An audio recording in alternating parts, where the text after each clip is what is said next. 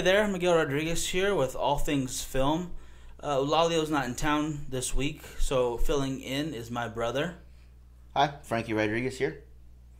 And we're going to be basically doing the same format as usual, but we'll be going over a few other points besides just film stuff. Just talking about what's happening with Waspmas videos, because there's a lot of actually some really cool stuff coming your way.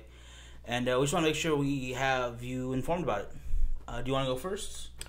Sure. Coming up will be hopefully my podcast at the beginning of next month.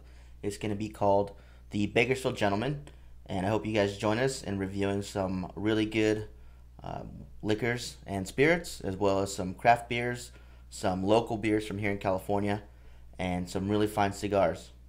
Now, I'm looking forward to that myself. I got to be a part of that. I'm glad to be co-hosting. I know I'm taking on so many responsibilities. But, whatever, I can handle it. I can handle drinking a little bit and a little cigar here and there. Poor me. But, I'm glad we're going to start that. I'm really looking forward to that. It's going to be a lot of fun. A lot of fun. So you guys should definitely check it out if you're into drinking or cigars. Yeah, just if you want to check out something new, hopefully we have something new to share with you. Or maybe just want a second opinion on something you already like. Back on more of the topic of film, though. Next week we'll be starting the AFI Top 100 film reviews. That'll just be a me kind of thing, talking with you, 5-10 minutes. And I hope to get your feedback on the opinions and maybe your own opinions of the movies. And if you haven't seen or know what the AFI Top 100 is, it's the American Film Institute Top 100 movies they've rated. And it's a really great list. If you have a chance, go check it out right now. I'll put it in the link in the description to where that is. And you follow along with me if you want. Next week's number 100, Ben-Hur. The second remake, not the latest one that just came out, I think 2 months ago now, but the second one. There was a first one, black and white, the first color, which was kind of toned down in violence, and then this last one, obviously, a lot more CGI versus actually killing horses, which is a step in the right direction, but we'll go into more into detail when that actually comes in the review. Now, quick question for you.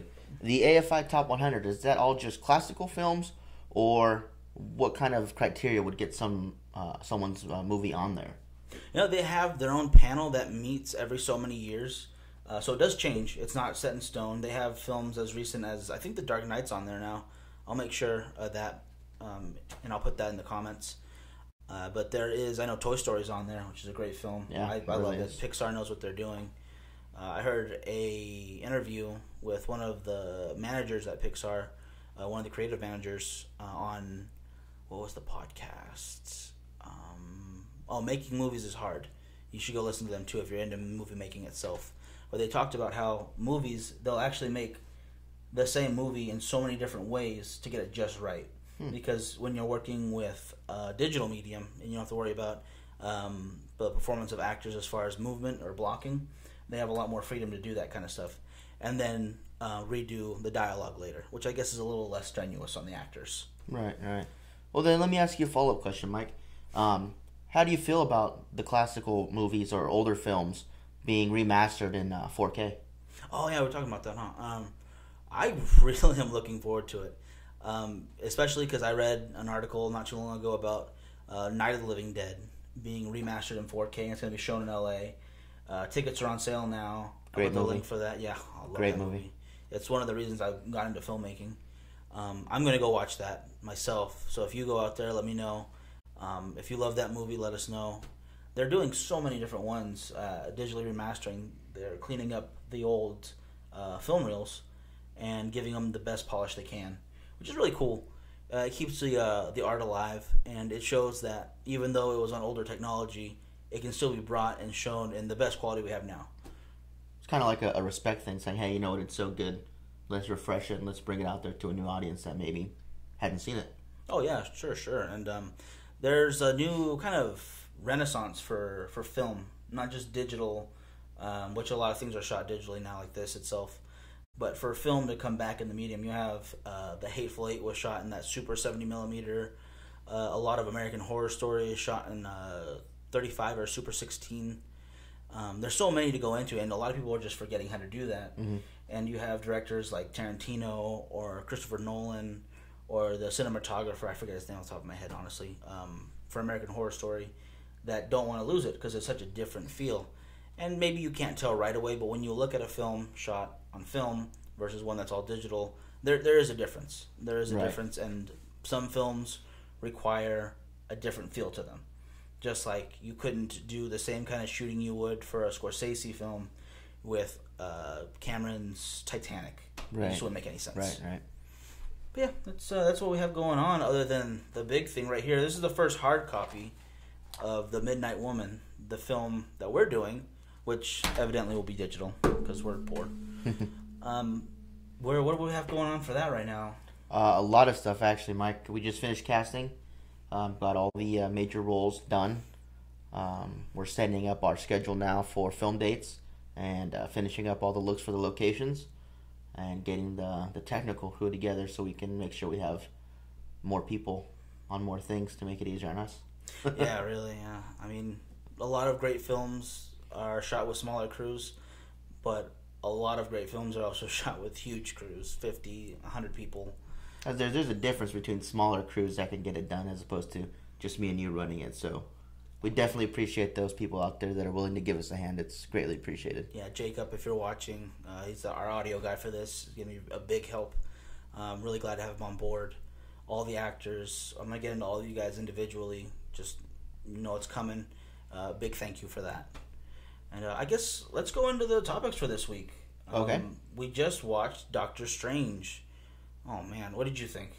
I thought it was a good movie. There was a couple things here and there that kind of, I wouldn't say irritated, but kind of threw me off a little bit. But overall, I thought it was a solid film. I thought Cumberbatch did a great job. I'm a fan of his. Definitely. I know a lot of people out there didn't like his Khan in Star Trek because they changed it up so much. But, I enjoyed the film. And I think Marvel, Disney knows what they're doing. And I'm actually really excited to see what his role will be in the Infinity Wars coming up. 2018, 2019? Yeah. I was really surprised because honestly, I'm not a Doctor Strange fan. Like, you know a lot more about him than I did. Mm-hmm. Going into it, I was like, oh, this will be second tier of Marvel movies. It'll be all right. It's not going to be terrible or anything. But I went in, normal expectations, went out. I loved it. It was really good. Not my favorite Marvel movie, not my favorite superhero movie in general, but it was a really strong film. The cinematography was really good. The pacing was really good. You had the actors; they all did a very good job. Cumberbatch was a great choice. I remember they were talking about was it Joaquin or River Phoenix? Joaquin Phoenix. Joaquin Phoenix. To be Doctor Strange, I liked that. I think he's a good actor, but I think Cumberbatch did an amazing job. He really did. He did a great job. Excuse me.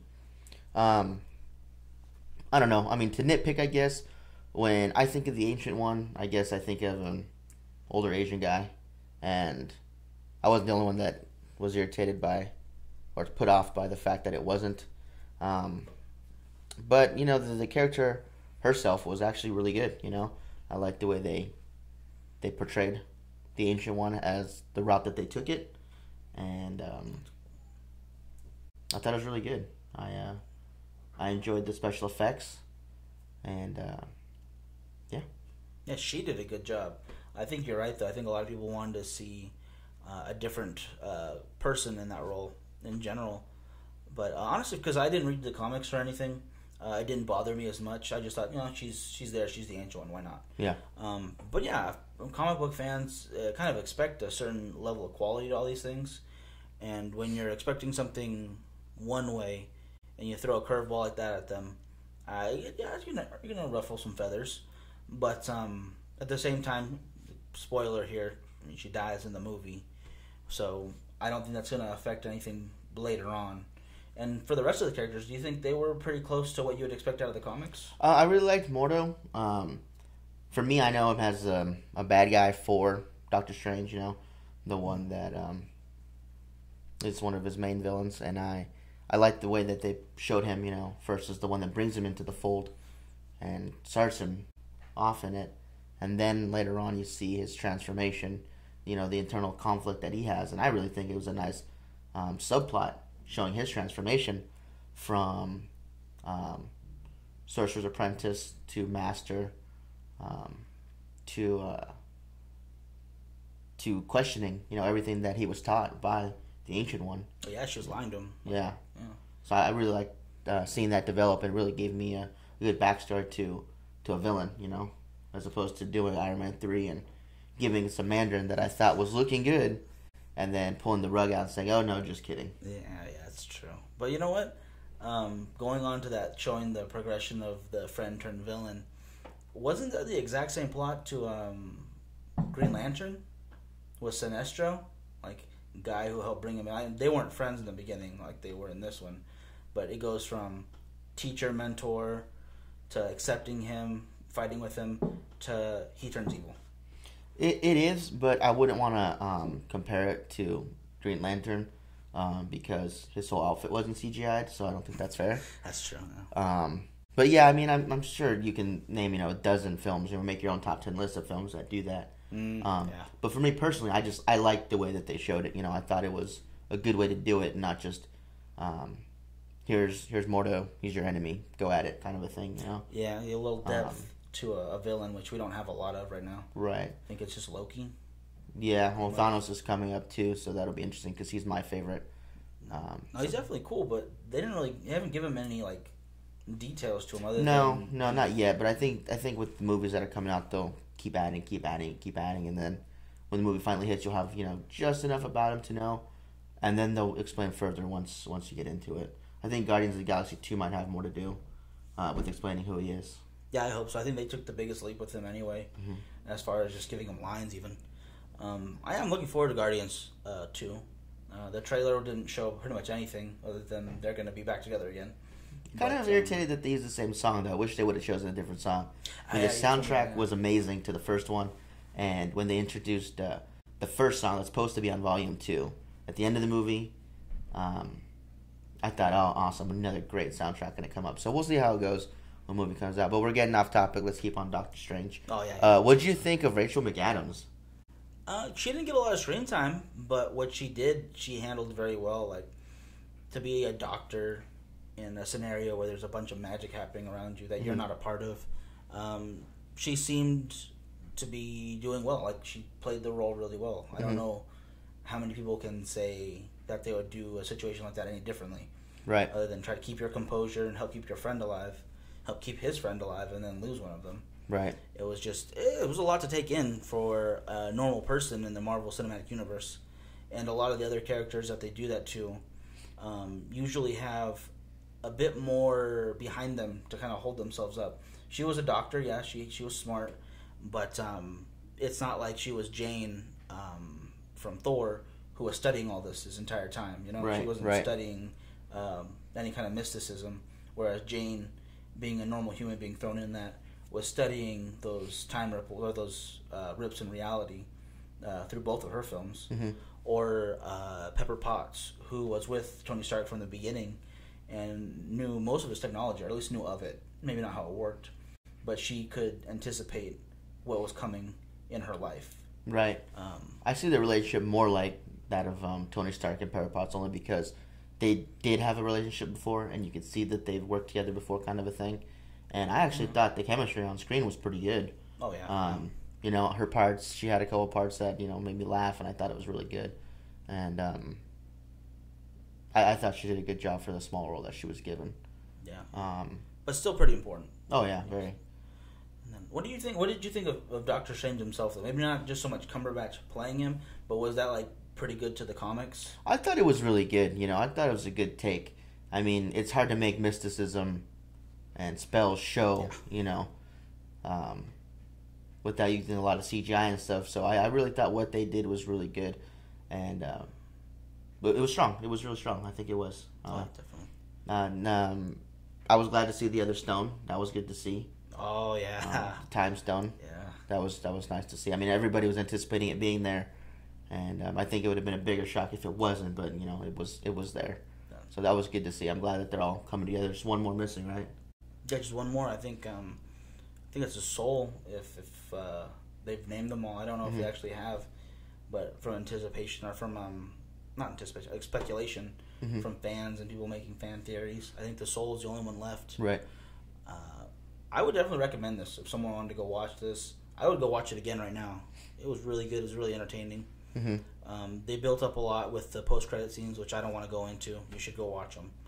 But they did give a lot to feed into the next ones. It feels like Marvel's making a comic book universe come to life, versus making movies about comic books, right? Which I think is really good. Now, what'd you think about Mads Mikkelsen as a villain? People might remember him as Le Chiffre from Casino Royale. It was Casino. He had the bleeding eye problem, or his tear ducts. That's right. Let blood out. Yeah, he was really good. Another eye thing. You can see it in the commercials. I believe his eyes again get focused on. He's a really good actor. He is. He's a really good actor. His point of view, honestly, in the movie, I don't want to go too much into it, but he had a point of why he wanted to switch things and why he wanted to challenge the Ancient One. Mm-hmm. I think if it would have been me or pretty much anyone, I think you could sympathize with him, or at least empathize with why he was going about what he was doing. Yeah, I agree. I think they did a good job with him too. I wish they would have done a few more battles with him, but I think they did a really good job, and how he brings Dormammu about was pretty good, I thought. Oh yeah, I didn't really care for the Dark Universe or Dark Universe. It wasn't dark. There's a lot of color. There's a lot of color. Yeah, that was a little off-putting. I think that's what would be a bad acid trip would be like. Like when you're at Woodstock and having a bad trip, I think that's what it would have looked like. Or your Burning Man you want to go to. Yeah, or Burning Man, and someone gives you a bad trip. Right if you're out there and you've been to Burning Man, decide this for us. I don't want to go. I really don't care for that kind of stuff. I don't know because I've never been. I'm just speculating, being an old curmudgeon. He wants to go. Put in the comments whether we should or not. Give a reason if you want. If you don't give us a reason, and then we'll let you decide. Hey, might as well do everything once, Might as well take a trip. That's a good point, but I'm still gonna be stubborn and say no, right now. I don't. This doesn't appeal to me. Rather go somewhere else. There's a bunch of places that I haven't been. Burning Man, a bunch of hippies in the desert is not on the top of my priorities, I guess. Whatever. What else do we have here? I think lastly we just want to give a quick overall of the movie itself. What you would rate it, as opposed to the realms of films in general. And then, of course, in the terms of just, a superhero movie. I would go both ways, both of those. I could give it a solid 7.5. Maybe a solid 8. I would go 7.5 to 8 out of 10. I would say, because the cast was really great. Everything was done very well. And it exceeded my expectations. Bar none. It was honestly definitely past what I thought it was going to be. And again, not the best ever, but very, very good. Mm-hmm. I'm going to agree with you on the 7.5 for us in terms of just, film for what it was. But for comic book movie, I'm going to give it an 8. I think it was better than some of the ones that I've seen. Maybe not all the way up there with, Winter Soldier or The Dark Knight, which by far are two of my favorites. But it certainly wasn't, Green Lantern. Yeah, no. That was an unfair comparison on my part. It was like the worst superhero movie ever made. Totally, they're the same. But no, again, another comparison. The villains were giant heads. Yeah, and he didn't believe in the beginning. They both were like, "This can't be happening to me. No way." So I'm just saying, there's a couple of similarities. I might make a separate thing about this between Green Lantern and Doctor Strange. There's some similarities. So that goes to prove that if Ryan Reynolds would have been given a suit and a little bit of line changes and maybe paced it a little better, it would have been a great movie. I don't know if I can agree with you on that one. I mean, I think that movie just had too many faults to save with some line changes and actual costume. But speaking of movies, coming up this week in theaters is Arrival, I believe. The Arrival. The Arrival. Was that McAdams too? Rachel McAdams? No, that was what's her name? I'm gonna put it in the description. It's Lois Lane. Lois I was Lane. gonna say Wonder Woman. No, it's not Gal Gadot. No. Gal Gadot is not in it, but it is Lois Lane and Hawkeye. Yeah. Meeting aliens, which for them shouldn't be a weird thing at all. It's like, oh, aliens all the time. But I guess in this world, I don't know. The trailers look interesting. I really haven't got much from trailers. The only trailers I've really seen are the exact same one, and it's the guy going up there giving her the recording, saying, "Hey, I need you to translate this," and then they show the big floating objects and then them going into it, and that's the only trailer I've really seen, to be honest with you. So I don't know, where to think or what to think of it. It kind of looks like a little bit of Independence Day with the things coming to Earth and signs with messages and stuff. But yeah, I don't know. I mean, I want to see it, and everybody's hyping it up because they had a perfect Rotten Tomato score of 100 last weekend. Oh wow. Okay. So, I mean, but obviously we can't just go off of that. Maybe a less is more though for letting us know what to expect. Yeah. That could be true. I don't know, because I saw the same one you're talking about, and I remember seeing another one where they were debating shooting him down or something like that, something to that effect of going to war. Mm-hmm. And it reminded me a lot of her having to decipher it before something bad happened. And it reminded me of this episode of, what is it called? The Twilight Zone.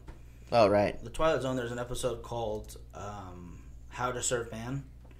And if you haven't seen it, go ahead and watch that. It's on Netflix right now. Great episode. If you don't have Netflix, try YouTube, but I don't think it's going to be on there. If I find it, I'll put in the link too. And yeah, it's very similar. Basically, these people are trying to decipher this code, but the aliens in that one, since you see the full episode, it's not just a trailer right now. They come into the world, they help out the people. And by the end of it, they're eating people. That's a big twist at the end there. If you see it, there's a lot to build up to it. Again, it's just a TV show, though. It's 30 minutes. I'm sure they can do more with a movie. It's Amy Adams, by the way. Amy Adams. Not Rachel McAdams. That's what I was thinking. Same lady. Yeah. Come on. No, they're actually way different. And I think I like Amy Adams better, if I remember correctly. Rachel McAdams is... The Notebook. The Notebook, yeah. And she did a good job in this movie. She did a good job in that movie, too. The Notebook was terrible. It was horrible. No, it really wasn't. I just don't like it. I'm being cynical about something I shouldn't be, but I'm going to. I don't care. Other than that, I think that's pretty much it for our points for this week. Real quick rundown. Go ahead and check out our other two podcasts coming up. Hopefully, you guys will enjoy those if you're either into classic or groundbreaking films in the AFI Top 100 list, or if you're into really, really good cigars and good alcohols. Yeah, there are some really great ones coming. Yeah, those should be some great stuff. We got a brand new bottle of Johnny Walker. We're looking forward to open up really soon and taste, so you guys can hear what we have to say. Maybe if you guys like it, you try it on your own. You have Ben-Hur coming up, which is a great movie, so that's always fun to watch. And catch us at the Bakersfield Comic-Con this weekend. Be there at least for one of the days. At least one of the days. Yeah, hopefully two, but at least one. We'll see you there. The fundraiser's still going up, December 3rd. There'll be more information on the Midnight Woman, and I'm going to put in the link below a link to a crowd fundraising for a buddy of mine in LA. His name's Freddie Rodriguez. No relation. We got that taken care of. Yeah, there's a relationship somewhere down there, I'm sure. Honestly, yeah, actually, but him. Freddie, myself, and him are all related, and somehow we need to get a hold of Robert Rodriguez. So if you know him, tell him to get a hold of us because we're all family. Yeah, we're like third or fourth cousins or something, I think. Yeah, definitely fifth at the very least. But no, he's they're doing a movie down there. He's working on audio for the small independent project. If you want to check it out, and hopefully I'll have a trailer for you to see there too. And then other than that, I think we're good. I think we got it. Yeah, that's it. All right. Stick with us for next week. Again, hopefully Tuesday. And then next week as well, we'll have some footage from Bakersfield Comic-Con. And we will have the Ben-Hur review up. Sounds good. Take care, guys. See ya.